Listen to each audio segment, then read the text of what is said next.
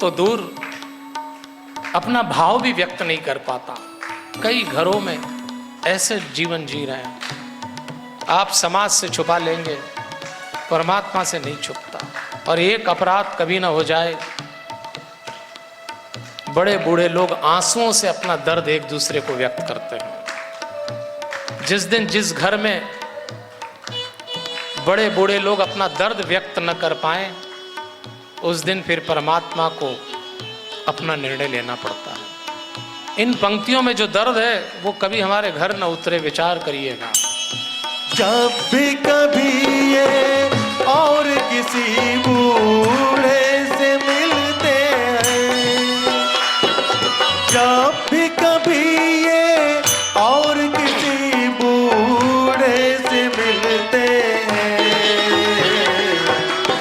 चुप के क्यों रोते हैं घर के बूढ़े लोग। चुप के क्यों रोते हैं घर के बूढ़े लोग। सारी उम्र जिन्हें ढोते हैं घर के बूढ़े लोग।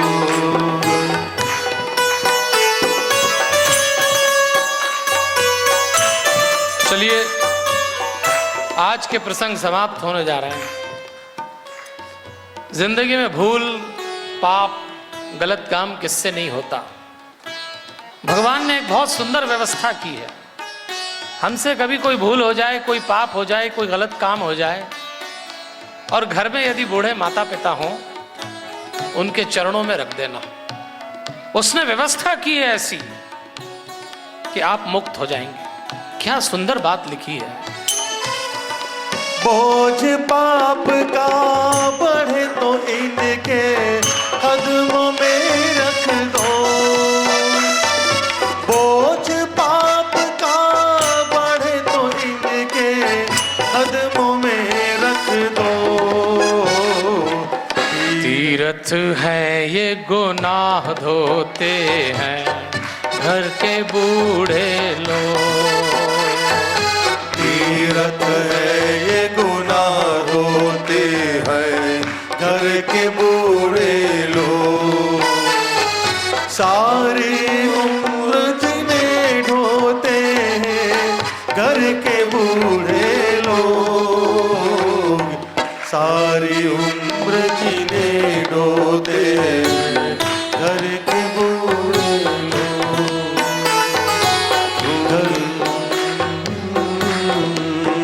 आज हमने मनु शत्रुपा के वंशज से अपने वंश को जोड़ने की कथा सुनी है। सज्जनों देवियों, जीवन में जब कभी ऐसा अवसर आए, भागवत को याद करके इस ग्रंथ को जोड़िए। हमने मनु शत्रुपा के 5 बच्चों की कथा सुनी। कल यही भरत जी जड़ भरत बनेंगे। कल की कथा जड़ भरत जी की कथा होगी। आइए मैं आपको पुनः दोहरा दूं, मैं प्रतिदिन आपको याद दिलाता हूं। जब भागवत का समापन हो, मैं आपसे यही निवेदन कर रहा हूं, भरोसे के साथ कथा सुनिएगा। भरोसा बनाए रखिए। अपने भीतर एक ललक, एक तड़प, एक बेचैनी होना चाहिए। थोड़ा सा मौन रखिएगा। अभी आज आरती हो तब तक मौन। इस सभागार में कोई किसी से बात न करे, बाहर जाने की बात करें।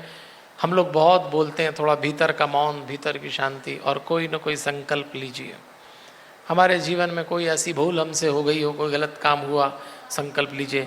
ग्रंथकार इसका समापन करने जा रहे हैं। आज हमने ध्रुव जैसे चरित्र को देखा, ऐसे पुत्र सुनीति जैसी माँ से पैदा हुए हैं। आज का सूत्र था संयम के बाद संतुष्टि। कल का सूत्र होगा संतान।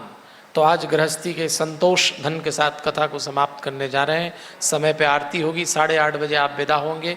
मैंने 7:15 पे ही अपने कथा को विराम दिया, 10-15 मिनट आरती में लगेंगे। मैं आपसे वचनबद्ध हूँ कि आप 8:30 बजे यहाँ से मुक्त होंगे, इसलिए धैर्य के साथ रुकिएगा। आज की कथा का मैं आपको उदास भी नहीं भेजना चाहता, दुखी भी नहीं भेजना चाहता। मैंने कई लोगों से सुना है, बुढ़ापा जब आता है तो कई लोग व्यथित हो जाते हैं, परेशान हो जाते हैं। आना सबको है। जो आज बूढ़े हैं कल जवान थे, जो आज जवान है कल बूढ़े हैं। आनंद का केंद्र आपको ढूंढना है। बार बार मैं कहता हूँ, गृहस्थी के केंद्र में भगवान होगा। हमारे बड़े बूढ़े लोगों से मेरा निवेदन रहता है, जब आप अपने जीवन का समापन करने जा रहे हैं, आपका शरीर आपको कई व्याधियों के साथ छोड़ रहा है, तब आप ध्यान और मेडिटेशन की क्रिया को अधिक बढ़ा दें। अभी तो आप फिर भी घर में चल के पूजा कर लेते हैं, अभी तो ठाकुर जी के सामने बैठ रहे हैं, अभी तो फिर भी कथा सुनने आ गए। एक दिन ऐसा भी आएगा कि शायद आप करवट भी न ले पाओ, उस दिन ध्यान काम आएगा। लगातार 10 से 15 मिनट मेडिटेशन करिए, मैं आने वाले दिनों में कराऊंगा।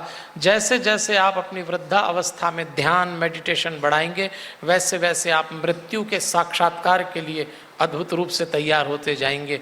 आनंद के केंद्र हैं, ये तो कहीं ना कहीं से उठाना है आपको। मैं किसी कवि के मुंह से सुना करता था, ये जो कथा हो रही है हमारे भाई ओम व्यास ओम की भी हम पगी पंक्तियों को याद करेंगे।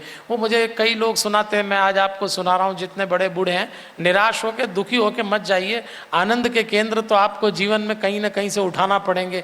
एक दादाजी अपने दादाजी नाती पोते के बीच में बैठे हुए थे और नाती पोतों से बातचीत चल रही थी। अब आजकल के नाती पोते भी दादा लोगों से अपने तरीके से ही बात करते हैं, तो वो जितने छोटे छोटे बच्चे थे उनने दादाजी से पूछा कि दादाजी एक बात बताओ, आपकी जब शादी हुई तो आपने दादी को पहली बार कब देखा? दादाजी ने बोला, तुम भी ऐसे प्रश्न पूछ रहे हो, हमारे टाइम तो 6-6 महीने तक दीदार नहीं होते थे, तुम्हारे यहाँ तो 6 साल पहले ही देख लेते हो। बोले फिर भी दादाजी कब देखा आपने दादी को पहली बार? अब दादाजी भी दादाजी थे, उन्होंने कहा बताना तो पड़ेगा कुछ करिश्मा। तो दादाजी ने बोला ऐसा है कि दादी को देखना तो मुश्किल था, पर हम भी थोड़े कम नहीं पड़ते थे। हम गए बाजार से और एक घंटी खरीद के ले आए और बाहर बैठते। पहले समय रेल के डिब्बे की तरह मकान होते, एक डोकरा बाहर बैठ जाए तो आने जाने वालों की चौकीदारी हो जाती थी। तो अब कैसे देखे, तो बाहर बैठ गए, बोले घंटी लेके, और घंटी बजाते तो घंटी सुन के तुम्हारी दादी आ जाती, हम देख लेते। अरे पोतों ने कहा दादाजी आप तो बड़े कलाकार निकले, पर आप तो पुरुष प्रधान समाज में थे, तो आप पुरुष थे, आपको दादी को देखना था, आप घंटी ले आए, बजाई, दादी आई, देख लिया। पर दादी तो बेचारी औरत थी, पुराने के जमाने की औरत। कभी दादी को आपके देखने की इच्छा होती है तो फिर वो बेचारी क्या करती हो? तो दादाजी ने बोला तुम्हारी दादी भी कोई कम पड़ती थी क्या? थोड़ी थोड़ी देर में भीतर से आती और हमसे पूछती क्यों जी घंटी तो नहीं बजाई, और हम भी देख लेते। तो देखो सज्जनों देवियों, बुढ़ापे में आनंद के केंद्र बदलना आना चाहिए, ये तो सबको आना है, आप फिक्र मत करिए। भागवत मरने की कला सिखा रही है। आज हम दूसरे दिन है, 7वें दिन पहुँचते पहुँचते आपको और कुछ हो न हो, अपनी वृद्धावस्था पे गर्व होगा कि हम ऐसे बूढ़े हुए कि हमने मृत्यु का बहुत स्वीकार किया। ये भागवत सिखाएगी। तो चलिए आज कथा का समापन कर रहे हैं। हमारे बीच बहुत प्रतिष्ठित मान्य अतिथि भी पधार चुके हैं। मैं कथा के समापन में आग्रह करूंगा, लेकिन इसके पहले आपसे निवेदन कर रहा हूं, जीवन में कभी कष्ट हो, परेशानी हो तो घर में बैठ के शांति से भगवान का एक संकीर्तन करिए, प्रेम से भगवान को याद करिएगा। जब भी दुखी हो जाए संसार के सामने मत रोइए, प्रेम से भगवान के सामने बैठ के बोलिएगा, हरे कृष्णा कृष्णा कृष्णा हरे राम राम राम, हरे कृष्णा कृष्णा कृष्णा हरे राम राम, हरे कृष्णा कृष्णा कृष्णा हरे राम राम राम, हरे कृष्णा कृष्णा कृष्णा हरे राम राम राम, हरे कृष्णा कृष्णा कृष्णा हरे राम राम राम, हरे कृष्णा कृष्णा कृष्णा हरे राम राम राम, हरे कृष्णा कृष्णा कृष्णा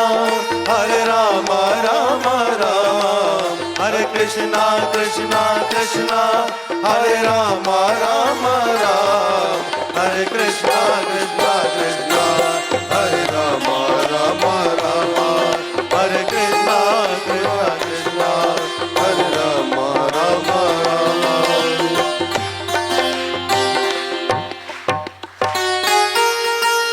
हेलो,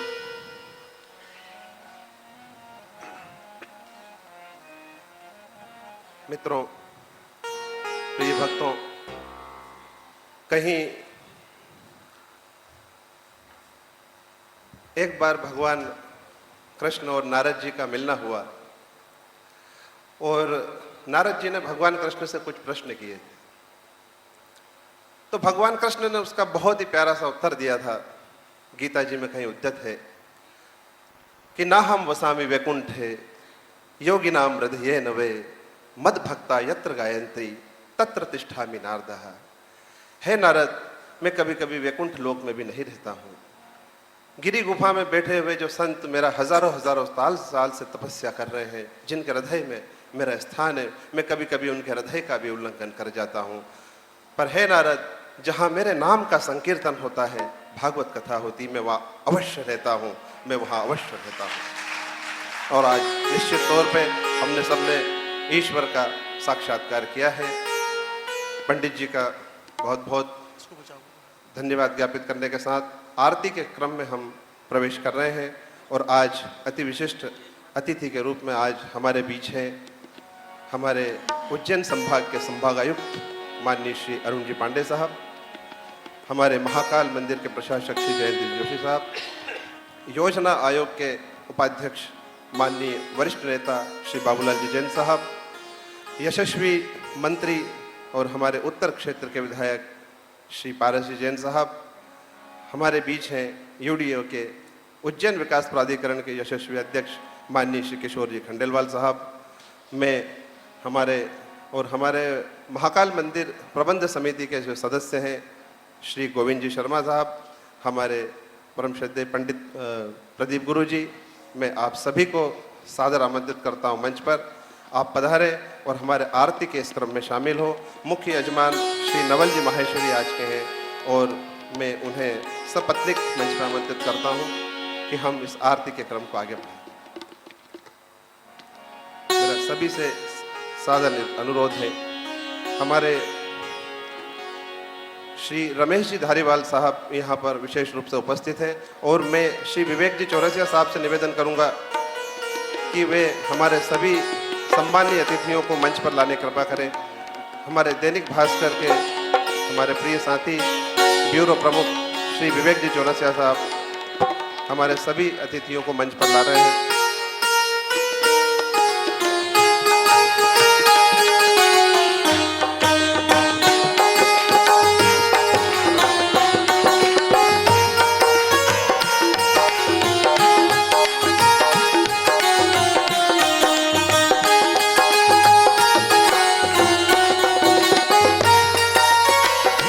अच्युतं केशवं राम नारायणं कृष्ण दामोदरं वासुदेवं हरिं श्रीधरं माधवं गोपिकावल्लभं जानकी नायकं रामचन्द्रं भजे।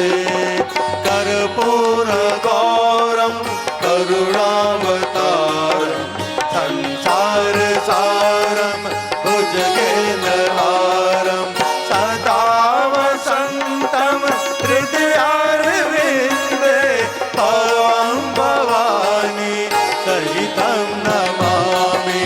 भवं भवानी सहितं नमामि।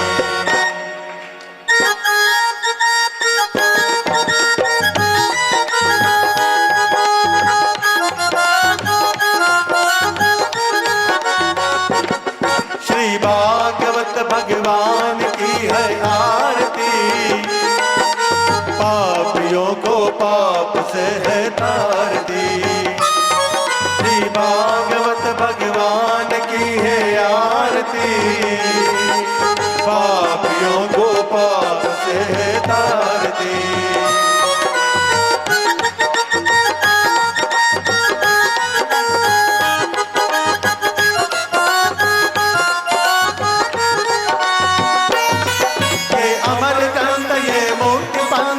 पंचम वेद निराला है, नव ज्योति जगाने वाला है, नव ज्योति जगाने वाला है। हर नाम यही, हर याद यही, जग के मंगल की आरती।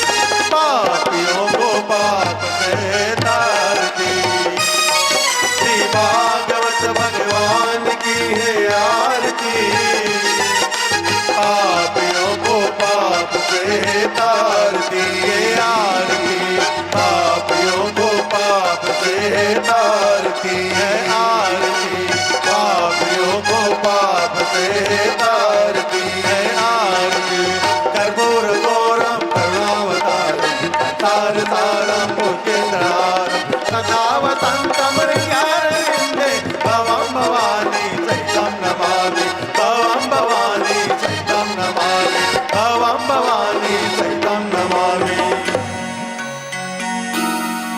सर्वे भवन्तु सुखिनः सर्वे सन्तु निरामयाः सर्वे भद्राणि पश्यन्तु मा कश्चित् दुःखभाग् भवेत्।